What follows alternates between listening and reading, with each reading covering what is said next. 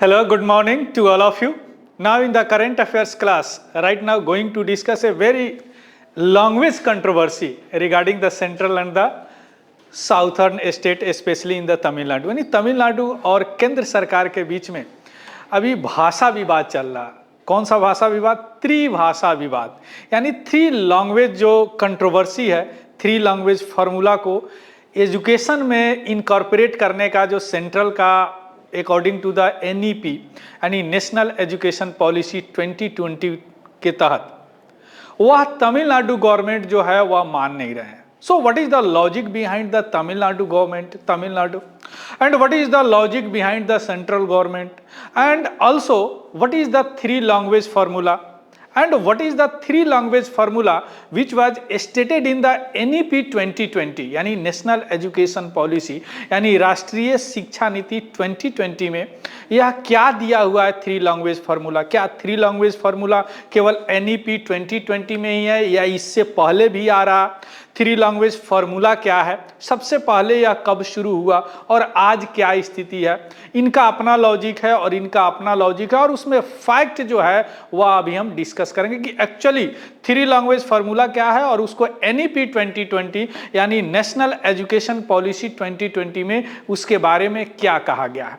और यह विवाद जो अभी रिसेंटली बढ़ा है, what is the reason behind this, ये भी हम देखेंगे। एक्चुअली हुआ क्या, see in the union government Samagra Shiksha अभियान के तहत, according to the Samagra Shiksha अभियान के तहत हर स्टेट को कुछ फंडिंग दिया जाता है, एजुकेशनल फंडिंग।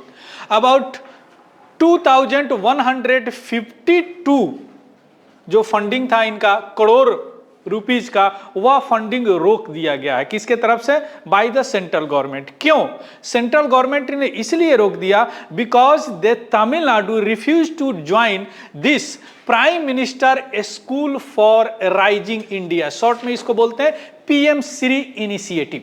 यानी PM श्री इनिशिएटिव में तमिलनाडु गवर्नमेंट ने ज्वाइन करने से इनकार किया। That's why the central government ने 2152 यानी 2152 करोड़ रुपए का एजुकेशनल फंडिंग था, किसके तहत?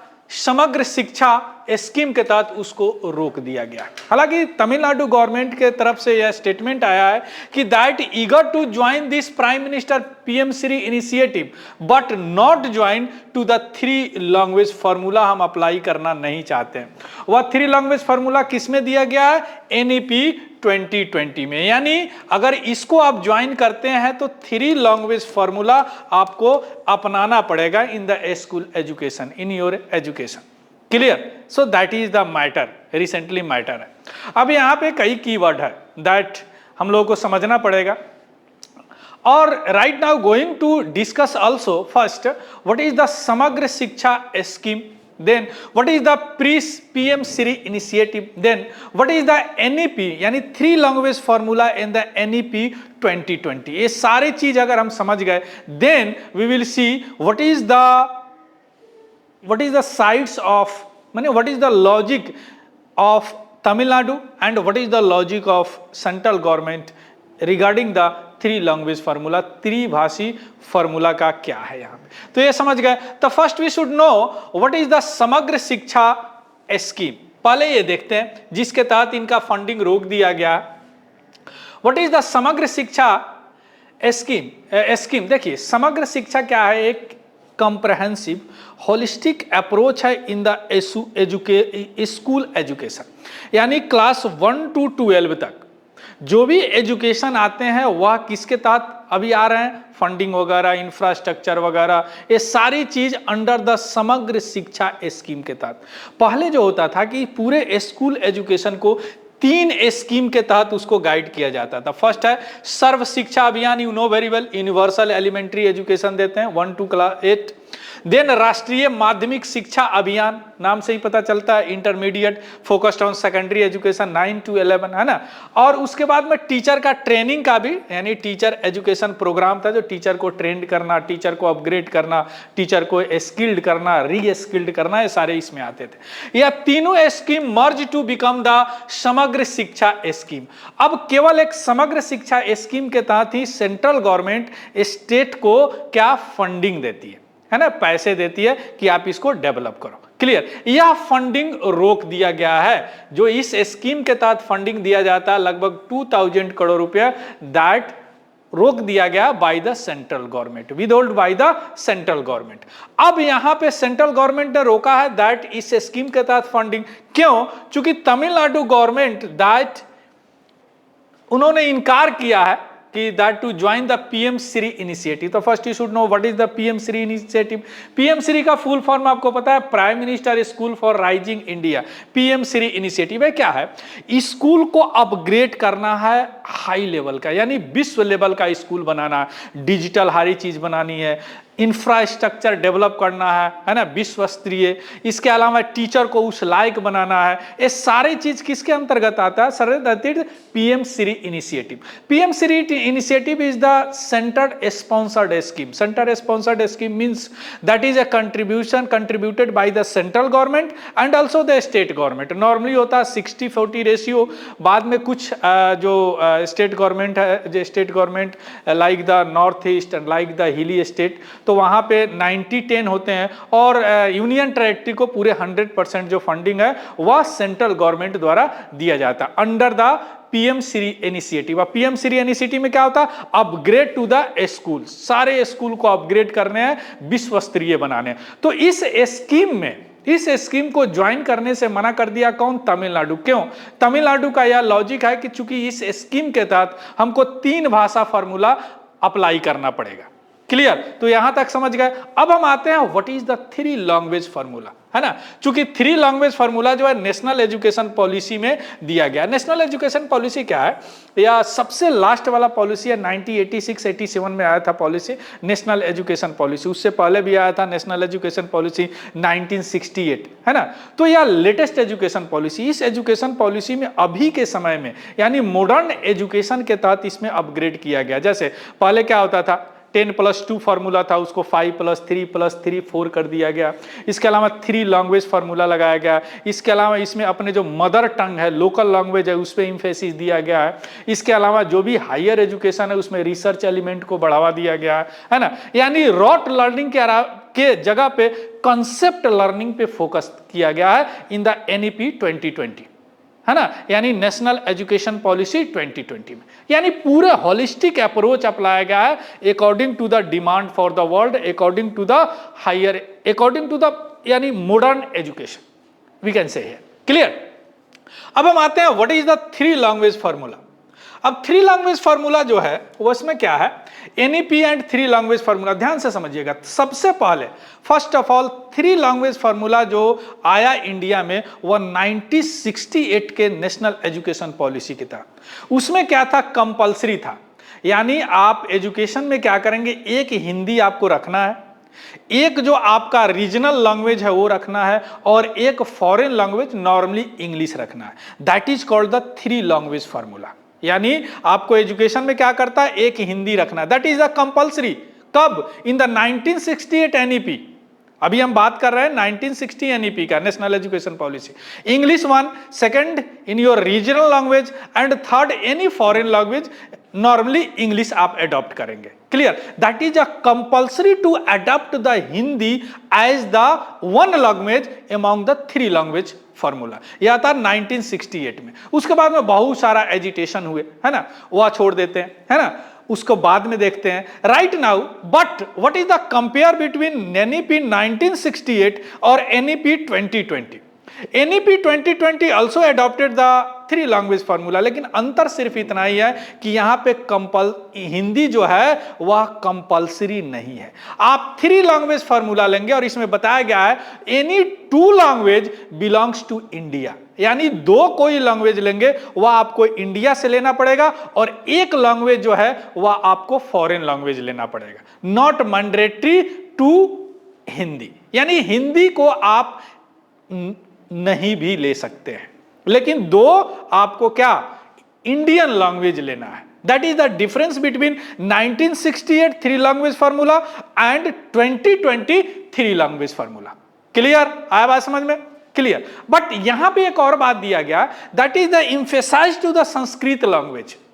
यहां पे संस्कृत लैंग्वेज को थोड़ा सा इंफेसाइज किया गया कि बट ऑप्शनल है, यहां पे भी not mandatory, not necessary, optional, but that you can choose one language out of 3 language as a Sanskrit belongs to the Indian language. यानी 2 इंडियन लैंग्वेज लेना है, उसमें से एक आप संस्कृत ले सकते हैं, that is the optional, not mandatory.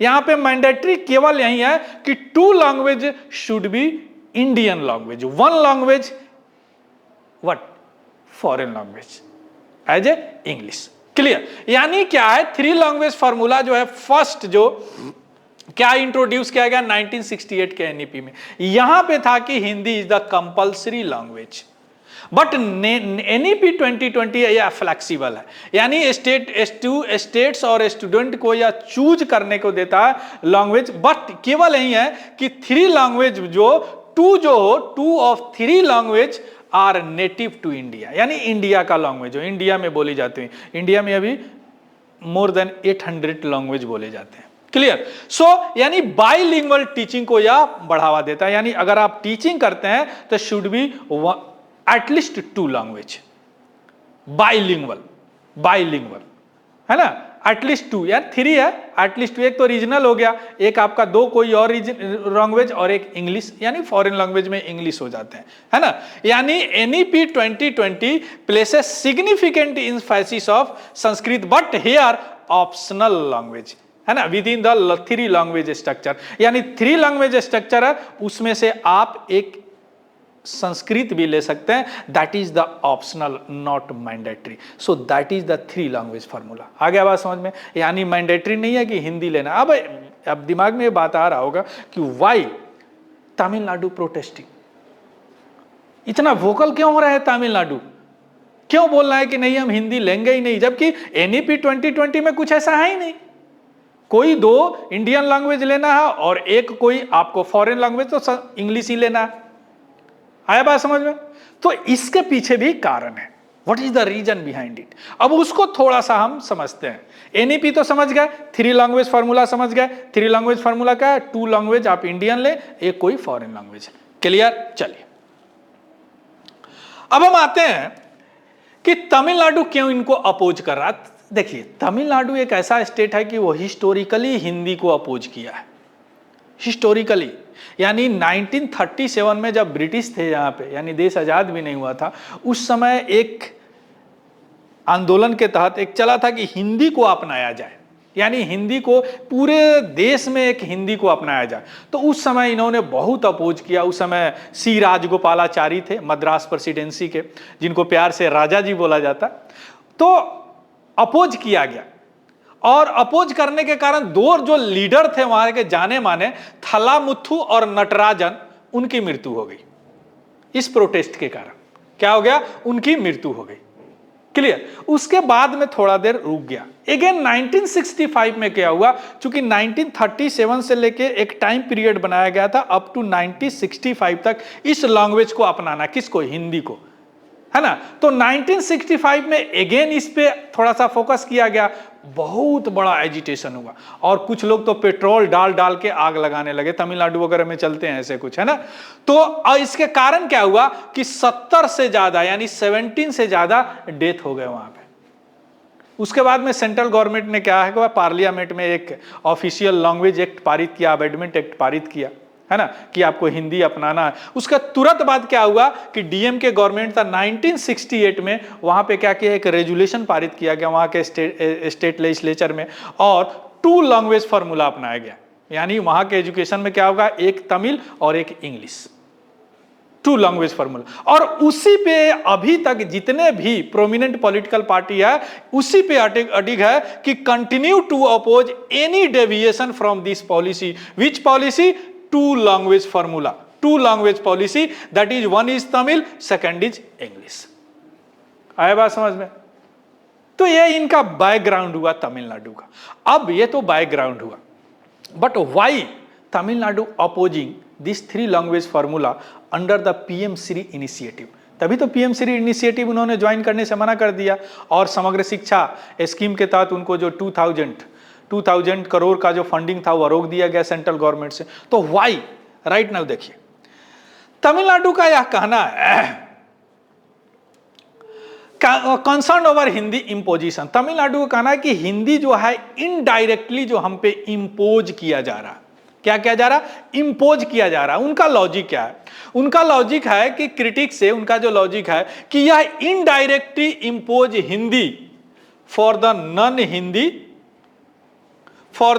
Hindi speaking state. Indirectly आप अपोज कर रहे हैं, ठीक, डायरेक्टली कंपलसरी आपने नहीं बताया, लेकिन इन्होंने बताया कि आप समय समय पे बजट दे रहे हो, समय समय पे शिक्षक के नियुक्ति दे रहे हो। एज लाइक एग्जाम्पल से यानी 2019 in the central government budget, government sanction लगभग 50 crore rupees to appointment the Hindi teachers. 50 crore रुपए आपने दिया। तो इनका कहना है कि इस तरह के और लैंग्वेज के लिए कहां कुछ हो रहा है। Not Hindi is the only Indian language, India में तो और लैंग्वेज है, तो what about the other language? Other language के लिए तो आप कुछ नहीं कर रहे हैं। तो इनका यह कहना है कि अदर लैंग्वेज के लिए we have limited resource, but Hindi के लिए आप समय समय पर पॉलिसी बनाते हो, समय समय पर फंडिंग देते हो। Why? Means that is indirectly try to impose the Hindi on the non Hindi speaking persons, states. So that is the main concern of the Tamil Nadu, means limited resource for the non-Hindi language teachers may force school to adopt Hindi. अब resource ही नहीं है, funding ही नहीं है, तो क्या करेंगे? हिंदी ही अपनाएंगे, क्योंकि हिंदी के लिए आप फंडिंग दे रहे हो। सो क्या होगा? That indirectly impose the Hindi. Clear? Means union government has promoted Hindi through the various policies that जैसे हमने अब एग्जाम्पल आपको दिया in 2019 what that sanction of 50 crore rupees for the Hindi language, for the development, for the promoting of the Hindi language, including funding Hindi teacher and non Hindi state। और इसके अलावे आप अगर बोल रहे हैं कि Hindi that should be adopted in the southern states, so why not in the northern states should be adopted any language of the southern state? ऐसा तो कुछ है नहीं, यानी नॉर्दर्न स्टेट को भी तो अडॉप्ट करना चाहिए कुछ लैंग्वेज, बिकॉज साउथ इंडिया का लैंग्वेज है, it is also the Indian language, belongs to the India। तो ये भी इनका है कि alleged lack of efforts to promote the South Indian language in the Hindi speaking regions। So that is the main concern regarding the Hindi adopted in the education system, school mainly in the school education system। Tamil Nadu का ये main है। Clear? तो आप समझ गए what is the 3 language formula. अब way forward क्या है? देखिए, चूंकि आप जानते हैं education is the concurrent list, या समवर्ती सूची में, यानी that have central have also that right to make a law on education and also state have also right to make a law in the education. Actually emergency में इसको क्या concurrent list में रख दिया गया इन समवर्ती सूची में। तो सेंट्रल भी कुछ कर सकते हैं और स्टेट भी कुछ कर सकते हैं। तो यहां पे क्या होगा? एक कंस्ट्रक्टिव डायलॉग की जरूरत है between state and central government, है ना। सेंट्रल यानी तमिलनाडु के गवर्नमेंट, चूंकि एजुकेशन जो है कंकरेंट लिस्ट में है, इमरजेंसी के समय उसमें डाल दिया गया था, है ना। और दूसरी बात कि यहाँ पे एजुकेशन का फंड को रोक देना, यह एक तरह से क्या होगा? एजुकेशन को हैम्पर करेगा, एजुकेशन सिस्टम को। और Tamil Nadu is also Indian state, है ना। तो ये अच्छी बात नहीं है। दूसरी बात यह प्रैक्टिकल कंप्रोमाइज होना चाहिए। क्यों? स्टेट और सेंट्रल गवर्नमेंट के बीच में, है ना। चूंकि समग्र शिक्षा स्कीम के तहत फंड रोकना it is not good for the education as a whole. आया बात समझ में? So this is all about the way forward right now we have discuss. तो हमने यहां पे देख लिया 3 लैंग्वेज फॉर्मूला क्या क्या है, क्या कंसर्न है, सेंटर का क्या कंसर्न है, एनईपी में क्या है, समग्र शिक्षा अभियान क्या स्कीम क्या है, पीएम श्री इनिशिएटिव क्या है, 3 लैंग्वेज फार्मूला का हिस्टोरिकल बैकग्राउंड देखा हमने तमिलनाडु में specially, and also the logic behind the logic of the Tamil Nadu, logic of the central government और way forward. All these things right now we have discuss. Clear? So thank you, have a good day and happy learning. Thank you very much.